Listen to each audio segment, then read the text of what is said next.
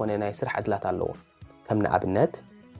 ኣብ ኣልበርታ ናይ ነዳዲ ኣብ ኦንታሪዮ ኣብ ናይ ፋይናንስን ቴክኖሎጂን ኣብ ብሪቲሽ ኮሎምቢያ ከዓ ናይ ቱሪዝም ፊልም ምጽራይን ሓያል ኢንዱስትሪታት ኣሎ ካብን ናብን ፕሮቪንስ ካብን ናብን ቦታ ነናቱ ናይ ስራሕ ዕድላት ባይታን ዘለዎ ዓዲ ዕብየት ዘለዎም ኢንዱስትሪታት ከ ኣብ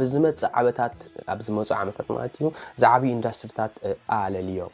ከምዚ ዓይነት ኢንዱስትሪታት ምርካብ መጽናዕቲ ስራሕ ገበያ ማለት ሌበር ማርኬት ሪሰርች ከድልየና እዩ እንታይ እዩ ኣብ ሰዓት እዚ ካናዳ ዝዛረበሉ ብዝሒ እንተራኣልኩም ግሪን ኤነርጂ ዝበሃል እዩ ሱኻ ካብ ፖሊሽን ዝርሓቀ ዓይነት ፕሮግራማት ንኣብነት ኤሌክትሪክ መካይን ክመጽያ ንበሃል ኣሎ ሓደ ሰብ ቴክኒሽያን ክኾን መደብ ተዳኣለዎ ናይ ኤሌክትሪክ ነገር ንኽፈልጥ ፕላን ፕሮግራም ክብር ኣሎ ምስ ዝተኣሳሰረኸ እንታይ እዩ ዘሎ ብድሕሪኡ ምውሃድ ባህላዊን ምርዳእን ካናዳ